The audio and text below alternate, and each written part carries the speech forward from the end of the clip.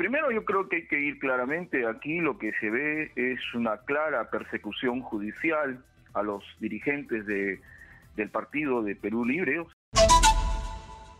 Estamos conectados telefónicamente con el congresista Jaime Quito de Perú Libre. Muy buenos días, congresista. Muy buenos días, Nicolás, y buenos días a todo el Perú.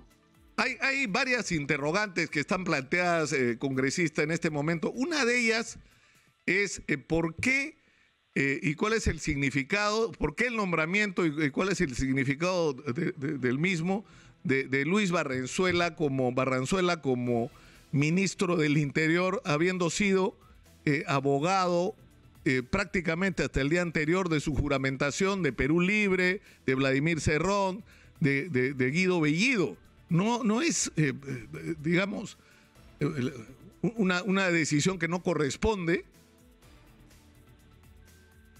Bueno, primero no podría darte esa respuesta, pero lo que sí sé es que el partido no ha tenido ninguna participación, injerencia, consulta respecto a la elección de este gabinete. Por lo tanto, no podría señalarte cómo es que ha sido considerado como ministro del Interior la persona que usted me señaló. Pero ni siquiera se había terminado de sentar en su despacho el ministro Barranzuela y ya estaban, ¿no es cierto?, Guillermo Bermejo, Roger Nájar y otras personas estrechamente vinculadas a Vladimir Cerrón en el ministerio, visitando al ministro. Bueno, mire, en este caso deben ser reuniones propias que deben tener con el congresista y con el señor Roger Nájar, pero el partido como tal, y también en el caso de la bancada, por lo que yo tengo conocimiento, no hemos tenido que ver nada con el nombramiento de los ministros actuales y dentro de ellos también el ministro del Interior.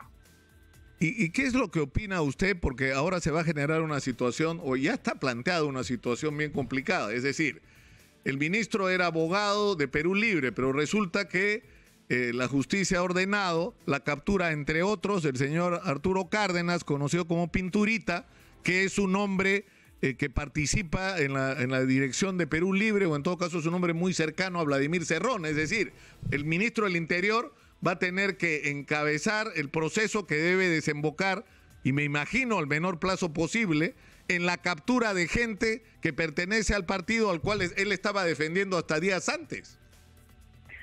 Mire, primero yo creo que hay que ir claramente. Aquí lo que se ve es una clara persecución judicial a los dirigentes del partido de Perú Libre, y eso lo hemos venido denunciando ya meses atrás, en la que se ha venido de una satanización ahora a una judicialización. Qué raro, los que han sido encontrados en este mal llamado dinámicos del centro, a los que han sido encontrados con maletas de dinero, a los que han sido encontrados, como dicen, con las manos en la masa, ninguno de ellos tenga detención preventiva. Oh, y qué casualidad, solamente los pocos integrantes de los 27 o más que han sido detenidos anteriormente, 4 eran de Perú Libre, y oh, qué sorpresa, los 4 están con detención preventiva. Me parece muy extraño, así es que eso es decir, ha habido una discriminación partidaria. O sea, el problema acá es el siguiente: ¿quiénes son los beneficiarios del dinero y quién tiene las decisiones en el gobierno regional? En los audios que se han escuchado, claramente las decisiones sobre quién está en cada puesto se tomaban desde las más altas esferas de Perú Libre. Y era el señor Pinturita Cárdenas el que prácticamente daba instrucciones de a quién nombrar y a quién no.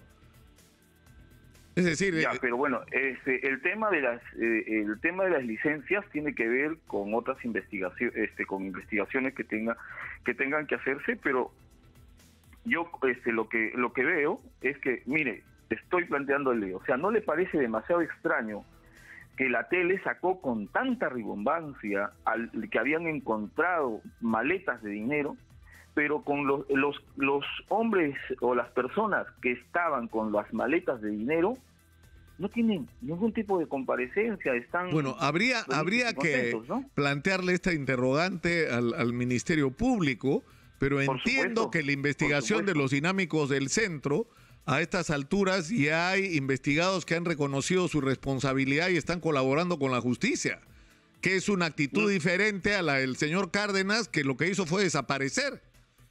Porque eso fue lo que hizo, desapareció, no se puso a derecho. Porque hay una persecución evidente. En todo caso... Es decir, ¿usted cree que el señor Cárdenas, usted cree, congresista, que el señor Cárdenas es inocente? Bueno, mira, pueden haber algunos aspectos de responsabilidad en cuanto a los audios, pero de la forma como se está tratando me parece no la más adecuada. O sea, se está en proceso de investigación, no hay sentencia alguna. En todo caso, todos deben tener el mismo derecho de la forma como se defiende. Ahora, ¿no? O sea, nadie está negando aquí que haya la intervención de la Fiscalía, que actúe de forma parcial y no como está demostrando actualmente. O sea, nadie está contradiciendo ello, sino más bien que tiene que haber un igual trato frente a una penalidad. Pero no le incomoda, ante un problema general. ¿No le incomoda a usted, congresista, el estar recurriendo exactamente a los mismos argumentos que todos los políticos de derecha, por así decirlo, han utilizado cuando los han acusado de corrupción? Alejandro Toledo dice que es víctima de persecución política y está resistiéndose a la justicia peruana desde Estados Unidos. Alan García se suicidó diciendo que era un perseguido político para no ir a la cárcel. Pedro Pablo Kuczynski dice que es un perseguido político y que hay una ojeriza en contra de él. Es decir, Martín Vizcarra dice lo mismo, todos dicen lo mismo, Keiko Fujimori dice lo mismo, que es una persecución política la que hay contra ella desde el equipo especial Lavajato. O sea, al final es el mismo argumento, congresista, de los políticos a los que ustedes tanto critican. Te estás equivocando, no es lo mismo lo que estoy planteando, muy distinto lo que tú quieras decir a la población, que estoy repitiendo lo mismo, ¿no? Lo que yo estoy diciendo que debe haber un igual trato a los que supuestamente estaban con mayor agravante, no han pedido una pena privativa. Bueno, por eso, o sea, es lo que yo me pregunto. Me parece razonable la observación y yo voy a transferirle la interrogante, pero congresista, eso no convierte en injusta la solicitud con respecto al señor Cárdenas, que lo que ha hecho cuando se ha iniciado la investigación es resistirse a asistir a las citaciones. El señor estuvo prófugo de la justicia, que lo reclamaba para el inicio de la investigación, y él no se presentó. Él no ha colaborado con la justicia, él ha sido hostil a acatar las citaciones, y por lo tanto, en un contexto como este, es absolutamente razonable que se dicte una medida preventiva como la prisión preventiva, porque es una persona que puede obstaculizar el proceso de investigación para empezar a fugarse, que es lo que ya hizo en la primera etapa de esta investigación. Mira, Nicolás, las cosas están claras.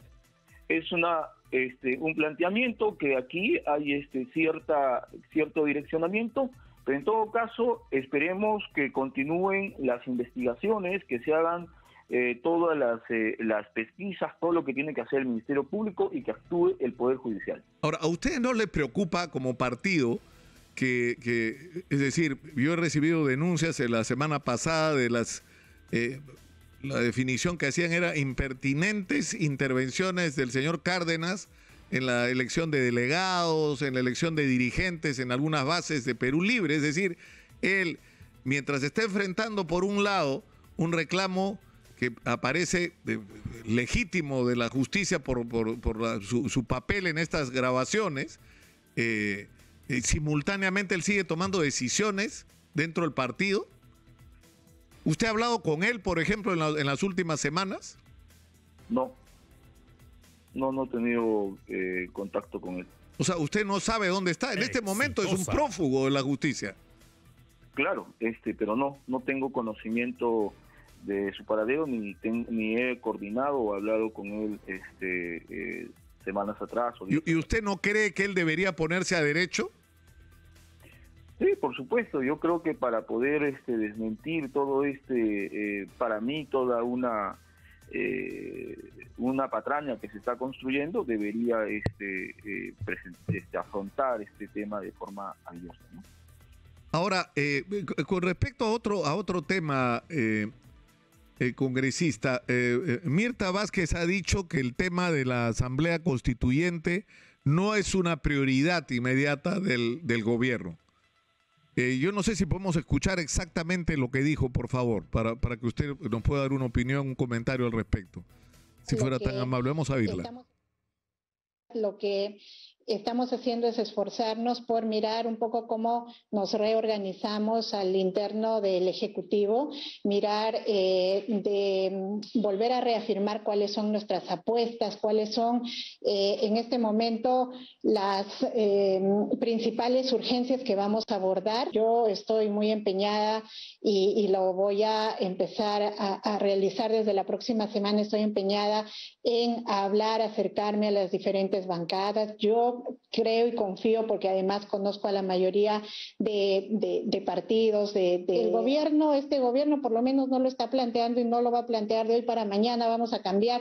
Incluso yo he escuchado muchas veces al presidente hablar de generar condiciones, de crear incluso comisiones de expertos, etcétera. Hay partidos políticos que están por su lado en una apuesta por legitimar esto con la ciudadanía, recogiendo firmas. Eso también es legítimo, ¿no?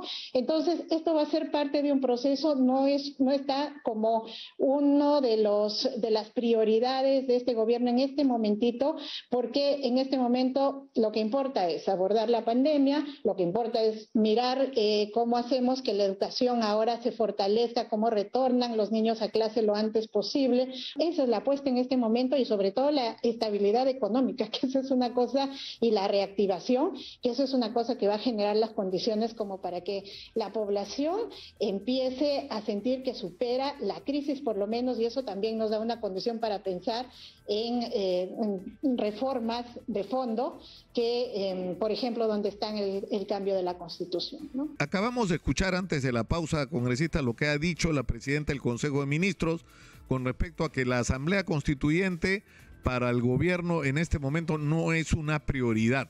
¿Qué es lo que piensan ustedes al respecto? Mira, primero, Nicolás, tendría que señalarte que el gobierno no debió haber cambiado el gabinete.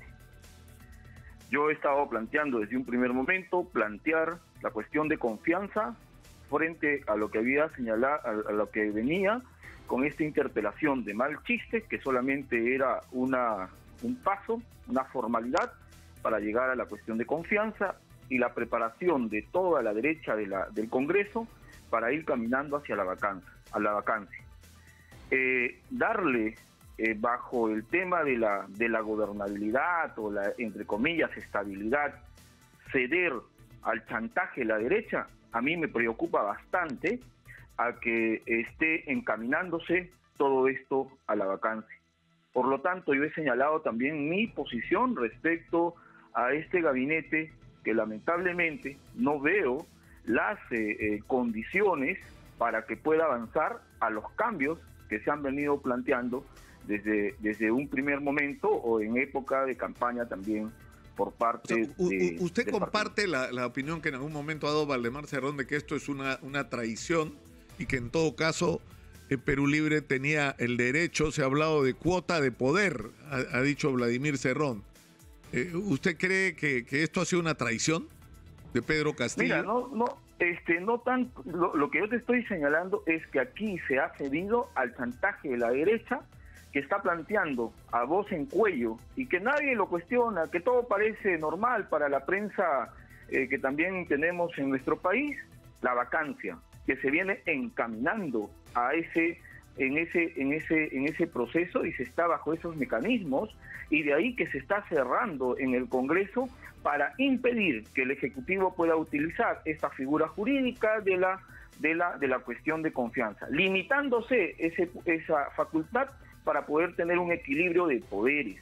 En ese sentido, a mí me parece muy preocupante lo que está pasando en el país, porque aquí lo que nosotros tenemos que responder es al pueblo. La población hoy está en otro horizonte, en otra perspectiva, no necesariamente en lo que en los medios de comunicación los políticos podamos estar discutiendo. La población en estos momentos tiene otro tipo de problemas. Claro, pero precisamente si uno sigue la lógica de lo que usted plantea, es decir, usted dice, la derecha lo que quería es la vacancia, ustedes ¿qué era lo que querían? El cierre del Congreso, es decir, ir a la cuestión de confianza 2 veces y cerrar el Congreso. ¿Eso era la estrategia de ustedes o no?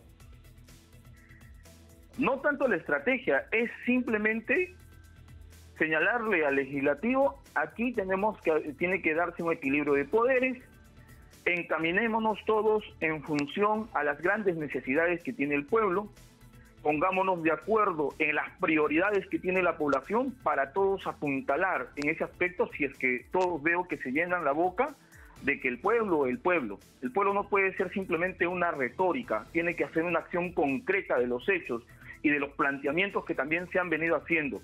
Pedro Castillo está en el gobierno también para poder solucionar los grandes problemas que tenemos y el legislativo tiene que estar también apoyando esa perspectiva.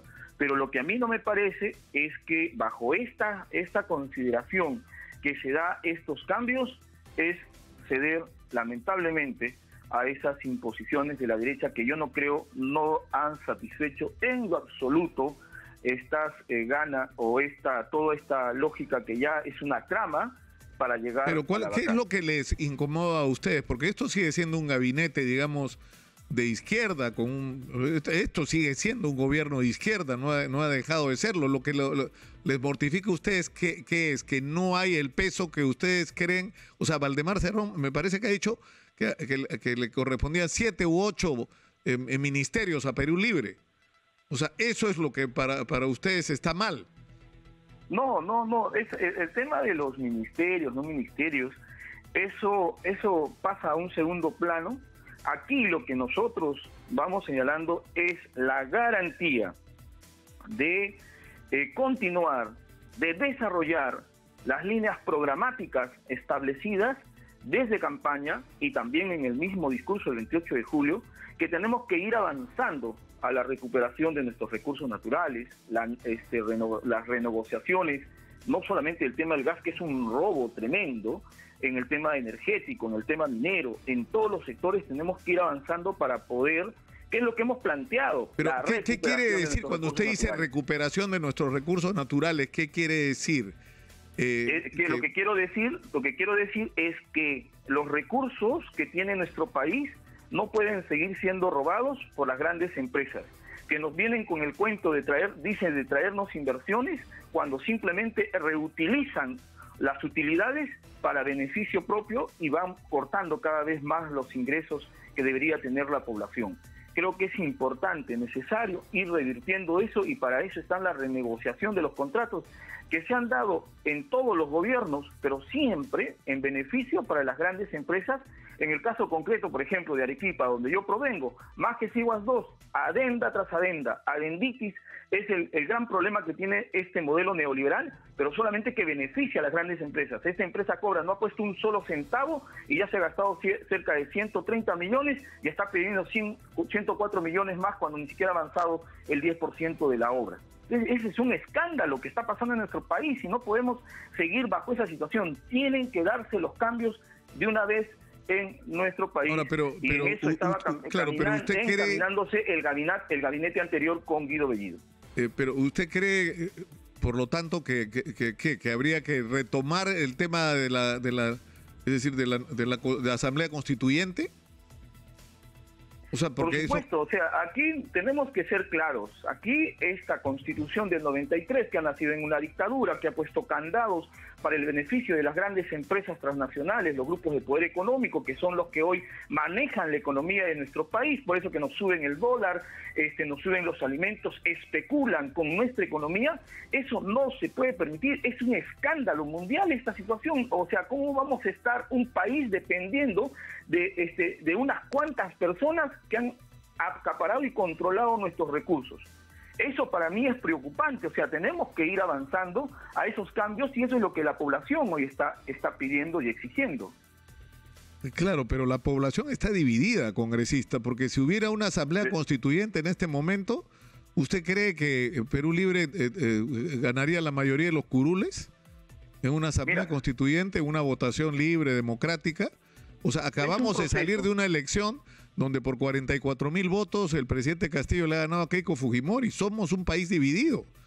Y si hay una asamblea constituyente, no hay ningún indicio, por lo menos inmediato, de que las cosas hayan cambiado mucho. Y que probablemente si se hiciera una asamblea constituyente sería más o menos la misma composición. Un país partido en dos. Entonces, ¿cuál es el sentido de hacer ahora una asamblea constituyente? Hay que consultarle a la población primero. Nosotros no estamos señalando que la asamblea constituyente deba darse ya. Hay que consultarle al pueblo a través de un referéndum respecto a estos temas. O sea, nosotros es la mejor amplitud de que y también hacer participación democrática, que la ciudadanía participe, decida. ¿Por qué tenemos que estar bajo el coro de ciertos medios de comunicación que expresan intereses de grupos económicos, haciéndonos creer que esa es la voz mayoritaria de la población y que eso supuestamente nos trae beneficios económicos y el crecimiento económico que solamente ha sido para el bolsillo de los grandes grupos de poder económico? Nosotros no somos parte acá en Exitosa de ningún grupo de interés, ni servimos otros intereses que no sean los de la gente. Pero sí hay otros oligopolios, y le debo decir que por eso a veces pagamos precios, porque hay grandes empresas que no les interesa auspiciar medios de comunicación que no se sometan a sus intereses porque no entienden que lo que están comprando es publicidad y no conciencias. Pero en fin... Pero yo le digo desde la perspectiva nuestra que hablamos todo, pero congresista, nosotros hablamos todos los días con la gente. Nuestros corresponsales recorren todo el país. Tenemos 15 emisoras que tienen programación propia. Estamos en 65 ciudades del país y lo que quiere la gente por todos lados es que se resuelvan sus problemas. La gente en lo último que está pensando es en la Asamblea Constituyente. No creas eso. Pero bueno, ¿cómo solucionamos los problemas? Si tenemos un modelo económico neoliberal que nos ha puesto en esta situación en la que estamos viviendo en el país. O sea, ahora, con capítulos económicos que solamente, con contratos ley, que únicamente se benefician las grandes empresas. Miren, o sea, ¿usted no cree que es posible? O sea, por ejemplo, en el tema del gas, hay una impresionante casi unanimidad, ¿eh? O sea, desde Alfredo Barnechea, que es el ala derecha, por así decirlo, de Acción Popular, incluyendo a Keiko Fujimori, y pasando por prácticamente todos están de acuerdo en que hay que renegociar los contratos de Camisea.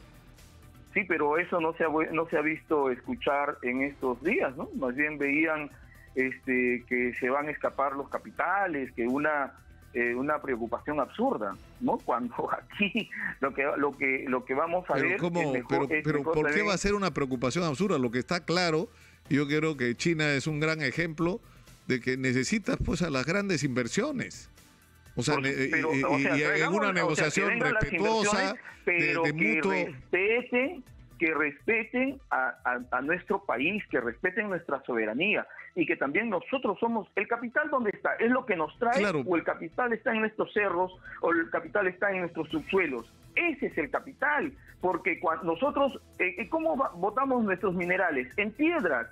A 10 soles y luego nos los van a $10 y luego nos van trayendo en grandes productos a miles de dólares. Pero yo creo que acá tenemos dos problemas, ¿sabe, congresista? De diagnóstico. O sea, hay un primer problema, es cierto, es absolutamente posible y necesario negociar contratos en mejores condiciones para nosotros, ¿no es cierto? Y sobre todo eliminar todo vestigio de corrupción en las contrataciones y en los acuerdos que el Estado peruano ha dado con los grandes inversionistas. Pero el segundo problema, congresista, es que hay muchísimo dinero que ha entrado en los últimos años. El presupuesto de la República en los últimos 25 años se ha multiplicado por 3. O sea, tenemos 3 veces más dinero que el que teníamos hace 20, 25 años.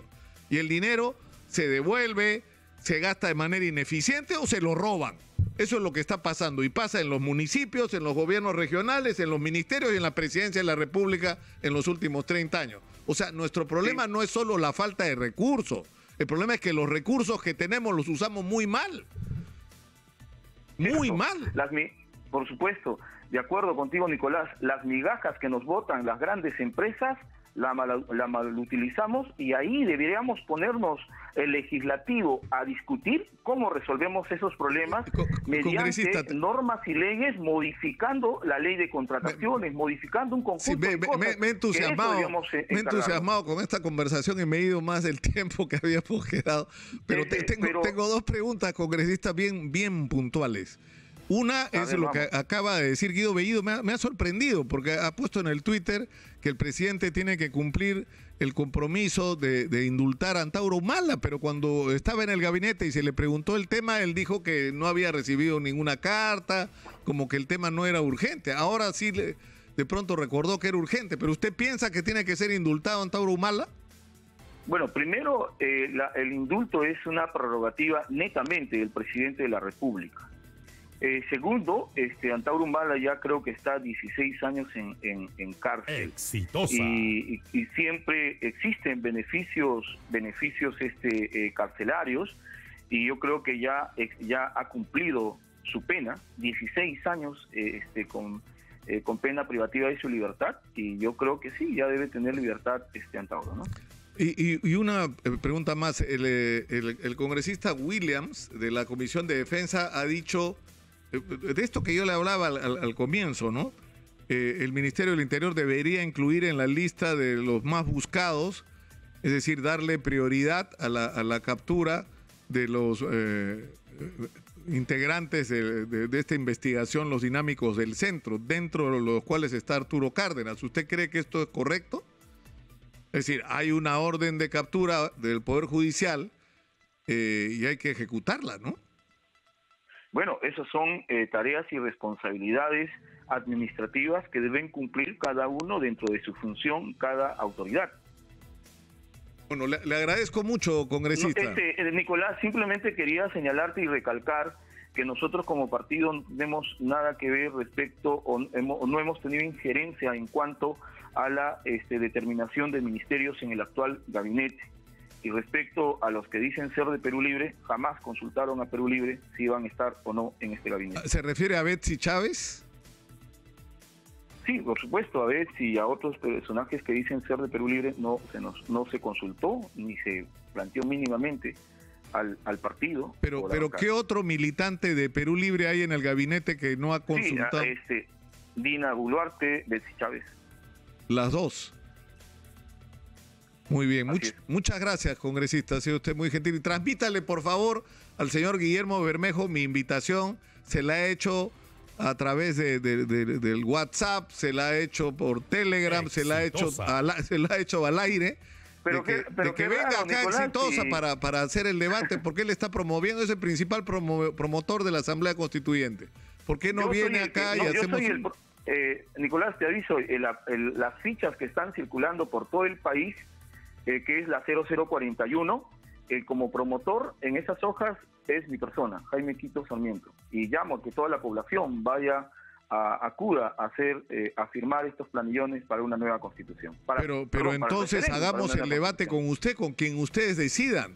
Pero Lucas Gersi, el abogado Lucas Gersi, ha logrado reunir más de 1 millón de firmas en contra de la Asamblea Constituyente. Yo lo entrevisté el otro día y él aceptó tener un debate. Bueno, yo pensé que era Guillermo Bermejo el principal promotor de la recolección de firmas por la Asamblea, por referéndum para la Asamblea Constituyente. En realidad hay bastantes, todos los congresistas. Pero en todo caso, ¿usted estaría dispuesto a un debate con Lucas Gersi sobre el tema de la Asamblea Constituyente?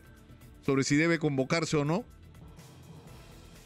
Bueno, para mí el tema está claro. Más bien no me gustaría rebajar el debate a cuestiones que no tienen nada que ver. Escuchar pero Lucas Gersi ha dado acá Lucas Gersi ha dado Lucas Gersi ha dado argumentos con los que uno puede o no estar de acuerdo, pero son argumentos bien estructurados. O sea, él dice sí hay que cambiar la Constitución, pero no hay que cambiarla de la manera que está proponiendo Perú Libre con una asamblea constituyente. Pero en todo caso la discusión tendría que ser de ustedes con él no como persona, porque si ha logrado reunir 1 millón de firmas, yo creo que esa gente merece respeto, ¿no? La gente que piensa como Lucas Gersi.